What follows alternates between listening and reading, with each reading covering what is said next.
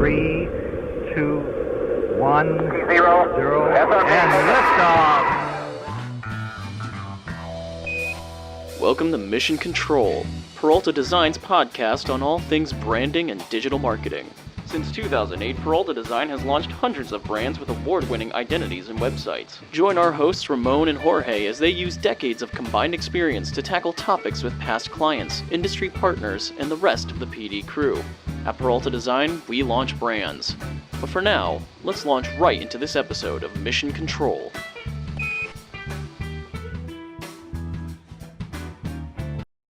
All right, everybody, welcome to Mission CTRL, where we respect the grind and reclaim the American dream. I am your host, Ramon Peralta from Peralta Design, and we launch brands. I'm very, very excited. We have a special guest.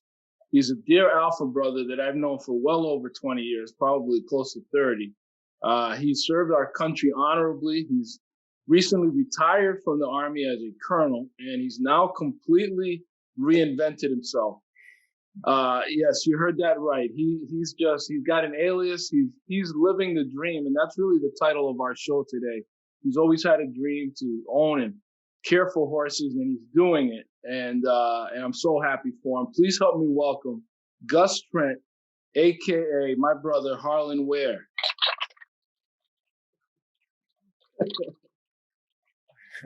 Well, thank you so much for that introduction, Brother Peralta. Thank you so much for having me. This is quite a privilege for me to be on your show, so thank you again. So just a little bit about me. I was born and raised in Pittsburgh, Pennsylvania, and always had this dream of having horses and being a cowboy. And used to tell my friends when I was a kid that one day I would do that, and naturally all my friends laughed about me and just thought I was crazy. But wow, the good Lord has brought that to fruition, and I have a horse ranch and have a horseback riding business, and I also produce rodeos, and also do a sport called cowboy mounted shooting, where we shoot off of horses with old school revolvers, shooting blanks at balloons. So those are kind of some of the things I do with my horses. And again, a big shout out to my hometown of Pittsburgh, Pennsylvania, home of the 6-time world champion Pittsburgh Steelers. Okay, well, I guess that's in reference to you knowing I'm a big Giants fan.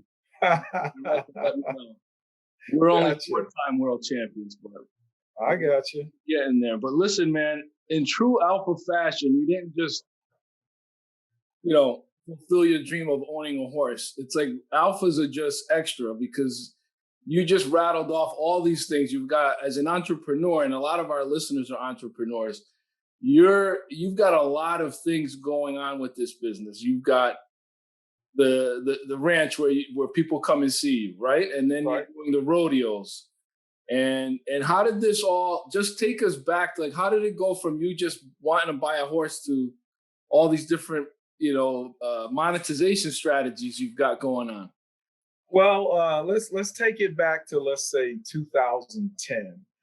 In 2010, I went back on active duty, and I got stationed at U.S. Central Command here in Tampa, Florida, and kind of starting life over a little bit.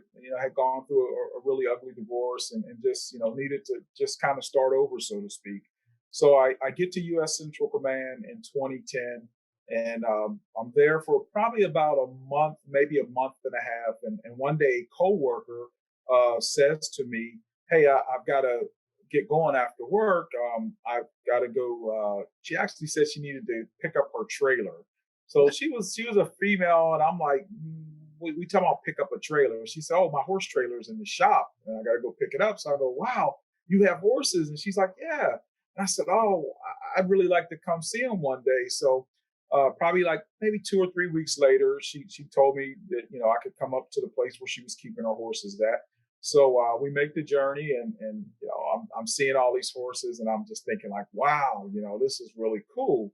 So there was one particular horse at the place that was, kind of running around. I thought the horse really looked nice, and I said, "Wow, that's a nice looking horse." And the lady who ran the place said, "Yeah, the owners daughter is going away to college and they're looking at selling the horse.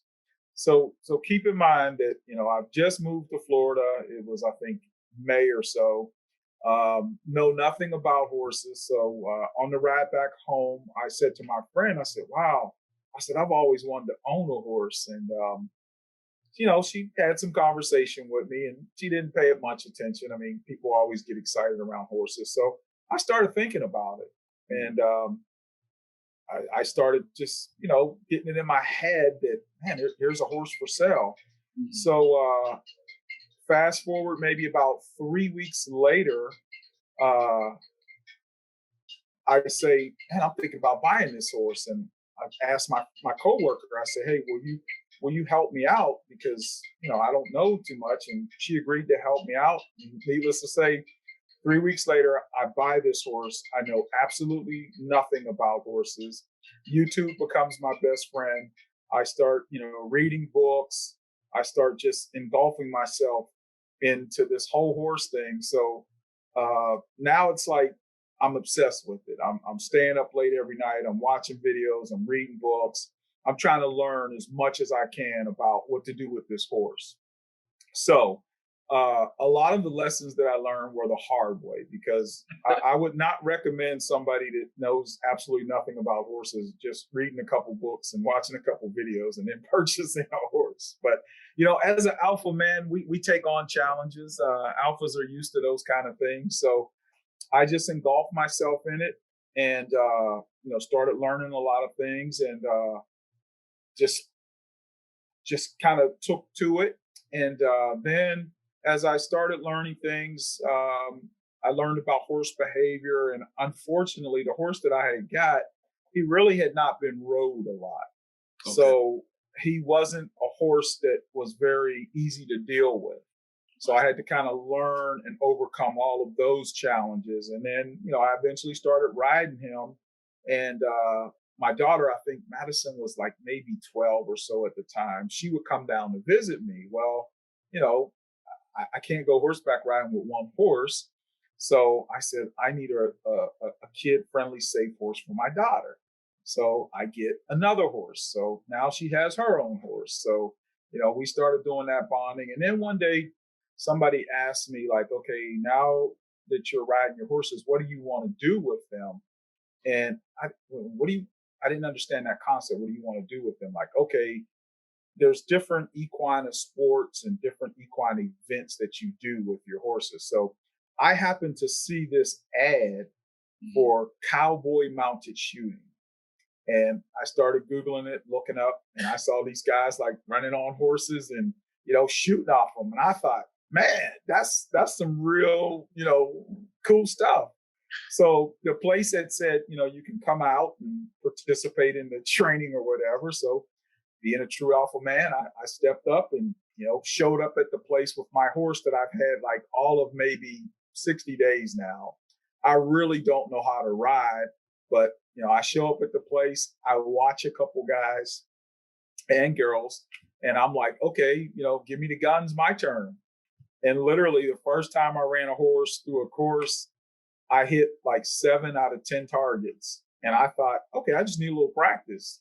Well, what I didn't realize was the horse was so scared, he just literally ran through it. And I just got lucky enough to get a few shots off. So the next go round comes and it's my turn again. And I go and the horse just starts acting up. Well, I don't know what to do. So I'm trying to, keep the horse calm and everything. And then he starts trying to go through the course. And then literally the horse rears up so high that I come flying off the horse. Well, I played 4 years of college football. I played high school, midget league. We've always been taught when you get a hard hit, you jump up, you shake yourself off. So I come off the horse, I jump up, I shake myself off. And then, somebody is kind enough to kind of put their arm around me and say, hey, buddy, we admire your courage, but you need some training and your horse really needs some training. So it's like, okay. I mean, I was grateful for that. And then the horse wound up staying at that particular place to get some training, but the horse just didn't want to do that particular sport. So he stopped eating, actually. He just refused to be around it. And, now it was like, oh, crap, I found something that I like, but I don't have a horse. So then I start searching, and I get another horse. So this is horse number 3. This is horse number 3. And it takes anywhere from maybe 6 months to a year, maybe even longer, to really train a horse for mounted shooting. Some horses take to shooting more naturally than others. And this particular horse that I got kind of took to it. So that was half the battle. And then I had to start working on learning how to ride better and faster and so forth. So I get this other horse. I start doing mounted shooting, and then I'm just, kicking around ideas. And eventually it gets to a point where it's like, okay, what do I want to do with all this? Where am I going with it? Right. So I decide that I think that maybe like after about a year or so of doing this, I wanted to expand my horizons. And obviously horses are a huge expense, so you're looking for some ways to kind of cover some of your overhead, so to speak. So I decided to start like taking people out for rides and stuff like that. And now it's like, okay, you got these 3 horses, and now you need a place for them, a bigger place for them, and so forth. And hooked up with somebody who was, just a perfect person for me to get involved with, and made that transition. And now it's like, people are interested, and it's like, okay, well, you really only have 3 horses. So, wound up getting another horse. I mean, each horse that I have, like right now, I own 8 horses, and each one of them have a different story of how they, came about and so forth. And I won't go into all the details of that, but the bottom line is I launched this business in 2013. I went into business, and I'm still trying to figure out stuff to do and how I want to go about this. But I get fascinated. I had attended the Bill Pickett Invitational Rodeo when I returned home from Iraq back in 2007. And that rodeo was very fascinating to me, to see all of these people of color, African Americans, doing this rodeo. And I had no idea that this culture even existed. So one day I'm sitting at my desk, and I kind of thought, like, man, I wonder if that rodeo is still going on. I mean, I didn't know the whole history of it. So I literally called the owner, called the Rodeos Association up, and the owner just happens to pick the phone up. And I think this was like this was actually, I'm getting my stories a little bit mixed up. This is probably like 2011. This was before I actually went into business. So I called him up, and I said, hey, I would love to help out with your rodeo. Is that possible? So he starts like naming some rodeo events, like trying to see what I knew about rodeo. And everything he asked me, I didn't know. I was clueless. So finally the guy says, well, I'll tell you what. He said, our next rodeo is in Kansas City, Missouri. He said, you come on out here and we'll find something for you to do. So literally 2 weeks later, I jump on a plane from Tampa. I fly to Missouri. He tells me who to find when I get there. A guy by the name of Setwood Kings, God rest his soul. He was a big mentor to me. I hook up with this guy, and I start like learning about the rodeo world. So literally from 2011 up until 2013, before I actually went into business, I go to these rodeos, traveling like 900 miles with 2 horses, and just trying to help out, just trying to learn as much as I can. So every year that I'm kind of being involved with this rodeo, I'm trying to convince the promoter, the owner, a guy by the name of Lou Vasson, God bless his soul, because he gave me a big start. I try to convince him to come to Tampa and put his rodeo on here in Tampa, and just kind of like let me be his lead person. So we were in Tennessee at one of the events, and we're having breakfast, and this was in 2012. And I throw my pitch at Lou. I've been doing this for like 2-3 years now, trying to get the rodeo to come here. And he turns to me and he says, well, how many rodeos have you put on? And I said, well, none. He goes, my point exactly. And he kept eating his food. And right at that moment, I said to myself, you know what? I'm going to put on my own rodeo. So in 2013, after just having horses for maybe 3 years, not knowing, I mean, I learned a little bit of stuff. I did more research and I made a decision to put this rodeo on. And in 2013, I had my first rodeo called Rodeo Fest. And I've had that rodeo every year since, with the exception of last year because of COVID, putting on my own rodeo right here in Tampa.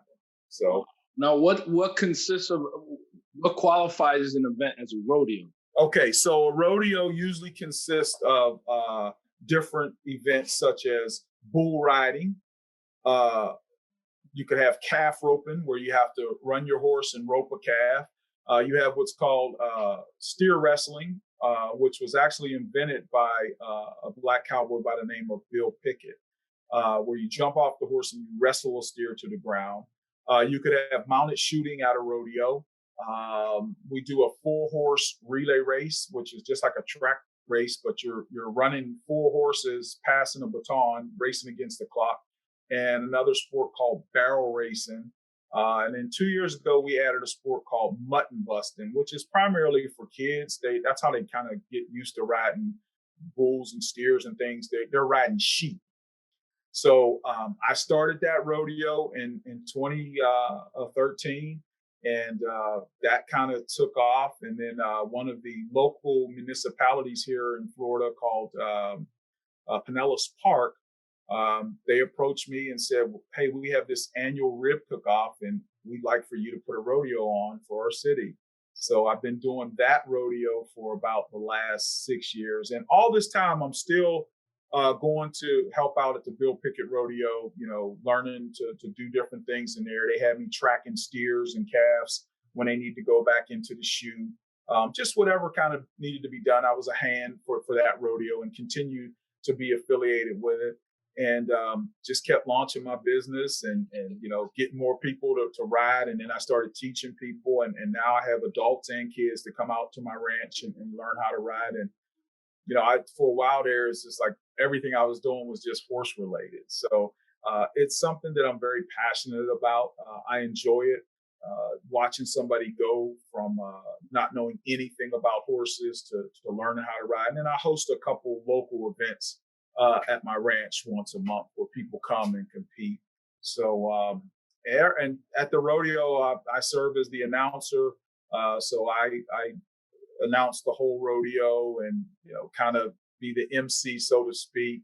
And I guess my skills have kind of paid off. I'm headed to Las Vegas this weekend to be the co-announcer for this same rodeo that I started out with. The Bill Pickett Invitational Rodeo has partnered up with the Professional Bull Riding Association, and they're hosting a special rodeo in Las Vegas featuring the top African-American cowboys in the United States. And again, I'll be the co-announcer for that event. That's incredible. Now, do you go as Gus Trent? Yes. I mean, I'm Gus Trent. I mean, if P. Diddy is really Sean Combs, that's okay. And if Sean Carter is Jay-Z, then Harlan Ware can be Gus Trent. I mean, that's my alias. What's the origin of that name? Because it's a cool name. And I'm sure that having that name associated with being, organizer of a black rodeo, there can't be that many. Well, let me be honest about how all that came about. Yeah. When I first started mounted shooting, the organization that I initially joined, you had to have an alias. Okay. That was part of it. So I actually have a registered alias, and you had to be known as that. So one of my favorite movies is Lonesome Dove, and there was a gentleman that was portrayed by Robert Duvall named Augustus McCrae, Captain Augustus McCrae, and they all called him Gus. So I just liked that Gus, and I just added the Trent. And being the alpha guy that I am, that just sounded cool. So I became Gus Trent. So that's what everybody in the horse community knows me as. It's so funny. My dad, when this all first started, came down to visit, and we were at a horse event. and everybody's talking to my dad about, Gus this, Gus that. And my dad turns to the guy and said, well, who's Gus? And they point, and it's me. So, it just kind of took on a whole life. Yeah. But deep down inside, it's still the same person. But mostly everybody in the equine community knows me as Gus Trent. Now, let's talk about your dad a bit, because he grew up in Pittsburgh. When we were working together in Alpha East, you were working at his print shop. Right. My father owned a commercial printing company in Pittsburgh, Pennsylvania, and straight out of college. And for many, many years, I worked with him. Worked for him, I should say, because he always made it clear that it was his company. And, he used to have this saying that he would be the last man standing. So he was the last man standing when I went back on active duty. But yes, I worked with him. He did commercial printing, and I started at the bottom, working at the lowest level in the bindery, and then just kind of working my way up, and I eventually became a production manager for his company. But, that was a great experience. But all during that time, I was, always leaving. And, 1990 to 91, I spent 6 months in the first Gulf War. And I've had all kind of crazy assignments, not crazy assignments, but all kind of different things. I've served in 11 different countries. I spent 2 straight years in Afghanistan and Iraq. So I've just, been blessed and fortunate to do a lot of things in my life. I taught military science at Youngstown State University for 2 years. And that was like a big joke amongst some of my childhood friends, like, you teaching at the college level, you barely graduated high school. But, I've always been a determined guy. And whenever somebody's told me I can't do something, it's always driven me to prove them wrong. And that's just kind of the way I live my life, that if I have a challenge in front of me, I'm going to take it on, and I'm going to go all in. So that's where I'm at. And then some. Now, were there any lessons you learned from your dad, like entrepreneurial lessons that you think carried over into the rodeo business? I think the determination and the self-sufficiency and understanding that if you want something, you have to work for it. I mean, my father never gave me anything, so to speak. I mean, he gave me a lot of wisdom and those type of things. But for the longest, I used to didn't really like telling people that I worked for his company, because they assumed that, I had it made, which I didn't. I mean, there was plenty of times where my dad was like, well, son, here's the door. If you don't like it, don't let it hit you on the way out. So just those business lessons of integrity, doing what's right, treating people with fairness. And, I'm grateful for that. I'm grateful that I have, unfortunately, my mom passed away back in 1999. But, she was very instrumental in shaping me with determination. But, obviously my dad, working with him and just learning those life lessons about business. And I would say the biggest thing was just, having integrity, do right by people. You want people to have a good time, and just be honest. Yeah. That's awesome. And I have some rapid fire questions to go back to the horses again. What does a horse cost? Because you're just buying horses like pairs of jeans, but I know that they're expensive. So here's the way it works. I mean, you can get a horse for free, and you can pay up to $300,000-$400,000 for a horse. It all depends upon what the horse is trained for, the horse's lineage, like what the horse is. There's a thing called there's a horse register. Like if you have a horse, they have horse registry, so you can know the parents of a horse, the grandparents, the sires, everything about that horse is in a registry. So a horse that's registered normally draws more money than a horse that's unregistered. So then you go back to the training aspect. A horse has to be trained to do whatever event it is you want it to do. So most people think, like I thought, you can just take a horse and, you saw the movies and all horses can do everything. It doesn't work that way. So, you could get a horse for $1,000 and he may not be able to do nothing. And again, sometimes people pay a lot of money for a horse and still doesn't always work out. So the price range is kind of tricky, but if you just were looking for like a horse just to ride around and have a little bit of fun on, you could get a horse like that for maybe, $2,000 or something like that. But the more time that's put on a horse and the more that the horse is trained for, the more valuable the horse is going to cost. And some horses are bred for different events. So, and that's where that registry comes into place. If you know the horse's lineage and, so things like that. But, and then sometimes you can take a horse, like I have that very first horse that I bought that gave me all that trouble.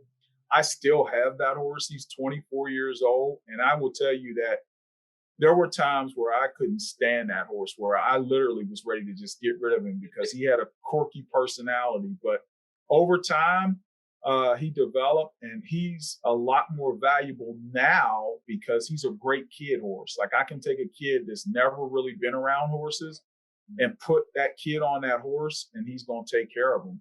Whereas, and there was times that joker would, give me all kind of heck. I remember one time I literally got so upset with him because he did something crazy. And I said, man, if you do one more thing wrong, you are out of here. And I kid you not, that horse was a saint for about 2 or 3 months because I meant it. I got so frustrated. And that's one of the things that helped me in life. I will be honest that prior to getting involved with horses, I wasn't the most patient person. And if you don't have patience, you're not going to make it with a horse. Mm-hmm. And that is something that really changed me as a person, because I was the type of guy, especially being in the military, if you couldn't catch on to something quick, I was moving on. And you just can't do that with horses. They really humble you. Yeah, that's a great takeaway there. And I firmly believe the universe kind of bends in our direction when we're on the right path, because you meeting that woman in Tampa, it was no coincidence. You had this, you were manifesting this, that you wanted to get a horse, and the opportunity kind of presented itself. But what about the land, the ranch that you have now? Did that come before you started buying horses, or did you buy a horse and then try to? No, when I first started out, I was keeping my horse at a boarding facility. Okay. And then I don't want to get into all the business arrangements, but I mentioned this individual earlier on who was very, very dear to me, and we were able to work some things out. So you didn't do like the concrete cowboy move where you kept it in your apartment? No, man, I don't even want to comment on that. I mean, everything has its purpose, but those kind of situations aren't realistic. I mean, could it happen? Yes, but not the way I see it. Not from what I've experienced. And what makes a responsible owner? Because you mentioned the registries. It made me think of the AKC with dogs, and how some are bred to be show dogs and so forth. But it's also about being responsible, buying from a responsible breeder, but also being a responsible owner. And from what I could tell, my experience, my wife and I had a wonderful time there, and we thank you for your hospitality. What's it like caring? What makes a responsible caretaker for these beautiful animals? Well, part of it is economics. Is a lot of people get themselves in trouble because they get emotionally attached to a horse. And no matter what, a horse boils down to about 4 different things: good hay, good feed, water, and just general care. If you put together those 4 combinations, and where people get into trouble is, like, let's say, for example, like every time that I got another horse, I was making sure that I could afford that horse, because you have to be prepared for the unexpected. If a horse gets sick, I mean, you can't let a horse suffer. You're going to have to call the vet if it's that serious. And that's going to be an expensive thing if the vet comes out.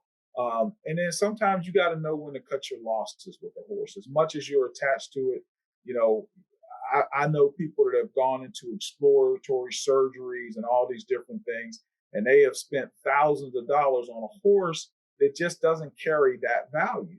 Mm-hmm. So that's where people get themselves in trouble. Unfortunately, like, if you have a horse and nobody's going to be willing to take the horse from you, you're still legally responsible for it. There is no goodwill for horses. Like, you can't just give a horse away unless somebody's willing to accept ownership of it. So, unfortunately, people start with, okay, maybe I'll feed the horse every other day. He'll be okay. And then, every other day turns into, well, if I just you can turn a horse out on just a grass pasture, but you've got to have that kind of a land and space. And the general rule is normally about an acre per horse. Mm-hmm. So you get all these horses. If you're not supplementing them with hay, then you got to have the grass for them. So people get themselves. I've seen it happen over and over again, and it not necessarily bad people, but they just get emotionally attached, and then they wait till the horse is in bad shape. Then the animal control has to come in and seize it from you. Now you're facing all kind of fines, and you should have made a decision when this first started declining to try to get rid of the horse when the horse had better value.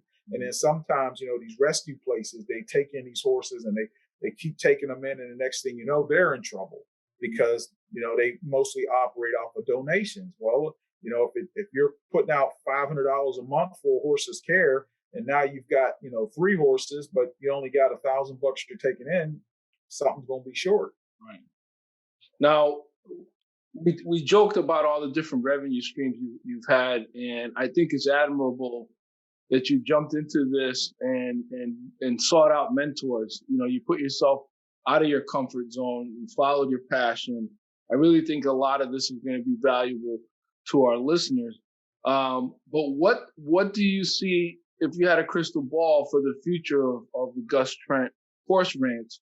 What do you want to do more of? More teaching, more rodeos? Like, what makes you happy there at the ranch? I would say the biggest thing I get pleasure out of is teaching. Mm-hmm. Like when I see a kid that shows up at my place that may be scared to even touch a horse, mm-hmm. and after I spend time with them, they want to get on the horse, and then after they get on the horse, they get more comfortable. And not just with kids, but even with adults. Like I have a senior couple. They're both the husband is 73 and the wife is 71. So they both got to a point where they got pretty comfortable, and they actually competed at some of the events that I had at my ranch. So to watch them have that kind of confidence and really get into it. And the same thing with kids when, you see them making that progress, and they're no longer, like I have a young lady that's been training with me for Ari's been with me for probably, I'm going to say 2 or 3 years now. And she just finally got her own horse about 6 months ago. And to see where she's gone from, not really having a lot of confidence to actually competing and winning. She went to an event about a month ago and won first place in her division. Wow. And she is really just killing it on this horse. So I was able to coach her and help her pick out, the right horse for her abilities. And that's really rewarding to me. So, actually I had kind of scaled back a little bit on my public stuff and started doing more private lessons because I just get more pleasure out of that. I mean, there's been times where I've rode with people from sun up to sundown, and, that's fine and all, but my biggest pleasure and what makes me happy is teaching and seeing people excel. Yeah, that's awesome. Now, what are you doing for marketing? How are you promoting the ranch? Most of my stuff is done through social media via Facebook, Instagram, and what's the other one? I always forget. Instagram, Facebook. You were on TikTok. Yeah, my daughter taught me how to do TikTok videos. So I was shocked with that. I did one, and within a couple hours, I think I had like 580 views. But I would say social media is the most part. I've been fortunate that the Visitors Bureau of the state of Florida came out to my ranch and did a promotional video for tourism. That's on YouTube. Mm-hmm. So, and word of mouth, when somebody usually comes out, they're going to tell somebody else about their experience. I did run some campaigns on Groupon that became very successful. Lots of good reviews, and I really go out of my way to try to make people feel comfortable and have a good time. So that's how I mostly promote it. Have you done anything with special needs children? I've seen. I have. I've had several special needs kids. Actually, a young man, Ryan was like 9. He trained with me for about 2 years. He had autism, mm-hmm. and what was so remarkable about this kid was I could teach him to do something one time, and he'd pick it up. He would pick it up. And actually, if I didn't tell people that he was autistic, they wouldn't know, because, you know, he would just be so committed to doing stuff. He'd get frustrated every once in a while, but I never made too many exceptions for him. And he was doing really good. And he just started doing other things with his grandfather. They started going camping and fishing, and he just kind of drifted away from it a little bit. But I've had other special needs kids come out that have either had learning disabilities or something of that effect. And you know, that's also rewarding to watch them develop a little bit. And that was a learning experience for me, because I had never done that before. But and there are some facilities that specialize in just special needs. And that's the great thing about horses, is that they can pretty much adapt to any situation. I had a friend of mine, rest his soul, he passed away, that unfortunately he had both his legs amputated because of diabetes. Wow. And David, literally, one of our goals was to get him back riding again after he went through rehab. So after about 9 months of rehab, we literally got him back on the horse, and that guy would come out to my ranch and ride. And as long as he had jeans on, people didn't even know he was a double amputee. Wow. And that to me was like, you know, showing a lot of courage. As a matter of fact, he was a prankster too. Sometimes when he would go out on rides with me and he'd be like coaching people how to use their legs and stuff, he would, like, because he had a prosthetic, he could twist his prosthetic almost like all the way around. and he'd be telling people, you know, twist your leg like this. And he'd twist that prosthetic, and they'd be sitting there trying to twist their leg.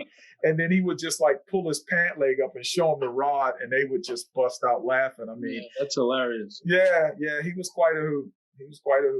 What's been your since you started this new chapter in your life? And by the way, if I had one word to take away, was that you just seemed so happy and at peace when I saw you, because it's been some years since we connected. But what's been your greatest achievement, and also what's been your biggest failure since you started this business?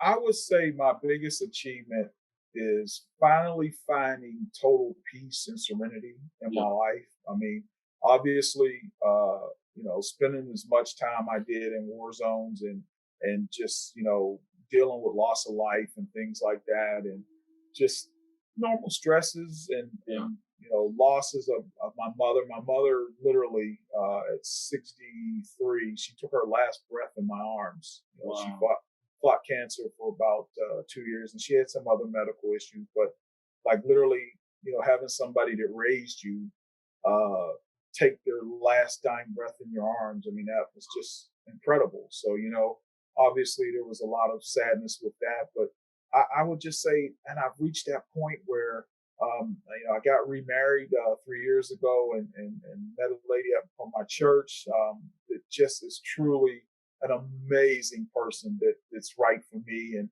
we get along great, and she's been with me through this whole you know, process as far as building what I've built. And I would just say that just reaching that sincere happiness. I mean, horses have been a great deal of that. Obviously, the fraternity, having good fraternity brothers and good friends and family, because everybody has rallied behind me with this whole you know, venture and everything. And you know, that's been great. And I'll share one other thing with you. Hold on. Yeah.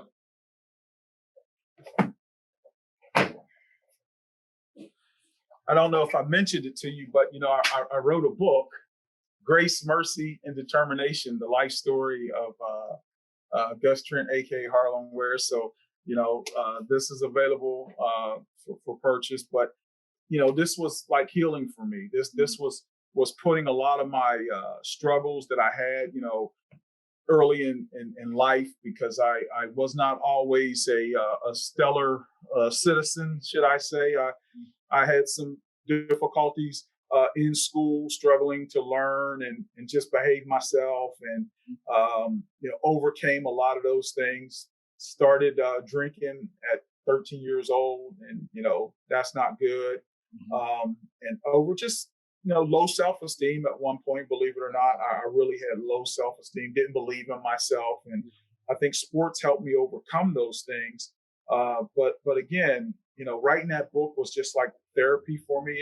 And also going through the struggles of a divorce. That was very painful to go through that process. But, I would tell people, surrender your life. I don't preach religion to people, but surrender your life to God and you will be amazed of what you can do, because everything that I've talked about today was a process, and it was God's, I had these desires, and God said, hey, listen, if you believe in me, I'm going to get you through all of this. And I will tell you that I've had some dark times going through this divorce process and literally losing everything that I had, coming here to Florida with everything I owned in my vehicle, leaving everything behind and starting over. So I'm grateful for that. So, and then you asked me also what would be a failure. I would say the biggest thing that I failed at, I think, was marriage the first time around. And obviously, made mistakes and learned from them. And I'm a better person as a result of it. But, you just have to be determined. I mean, that's one thing that I pride myself in. If I make up my mind that I want to do something, regardless of what it is. I mean, when I first said I wanted to do a rodeo, there were people in the rodeo business that literally laughed at me. And said, you don't have enough experience, you don't know what you're doing. And there was a well-known guy here in the Tampa area, and everybody kept telling me I needed to go talk to this guy. And, I went and talked to him, and he spent a lot of time with me, but everything was telling me I shouldn't be doing it. I was wasting my time, but I listened. And I learned some things from him, but what he didn't know was my determination. So those are some of the things that have just carried me, is if you make up your mind that you want to do something. And I always tell people that, especially young folks, success only becomes before work in the dictionary. Right. You've got to put the work in to be successful. That's right. Now, where could our listeners find your book? Because I'm sure it's very inspiring. If you just go to my website, GusTrentHorsebackRiding.com.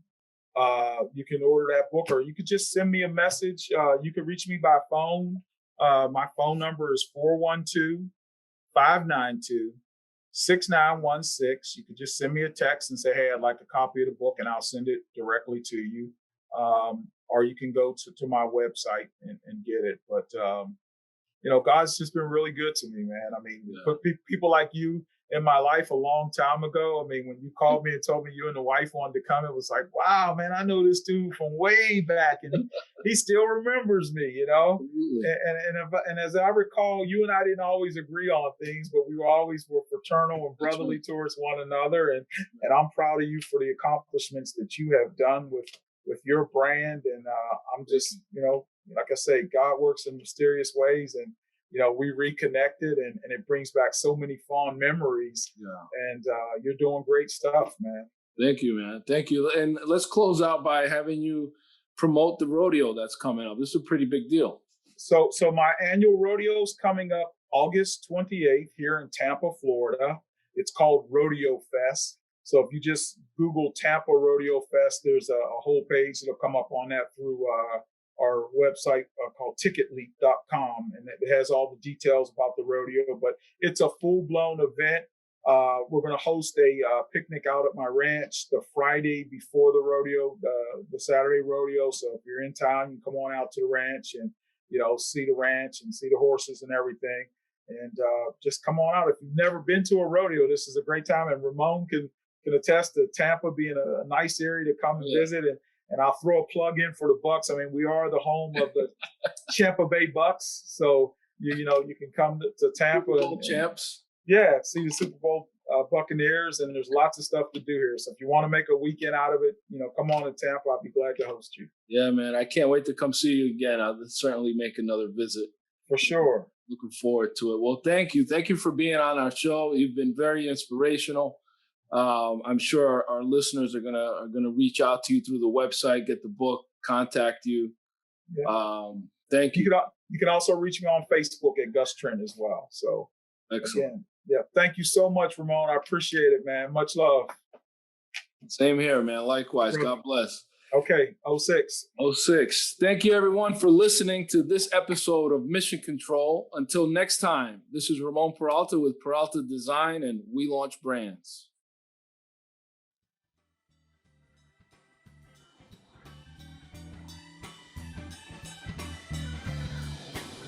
Thank you for taking this journey with us. To learn more about Peralta Design and our work, go to www.peraltadesign.com and subscribe to keep up with the crew.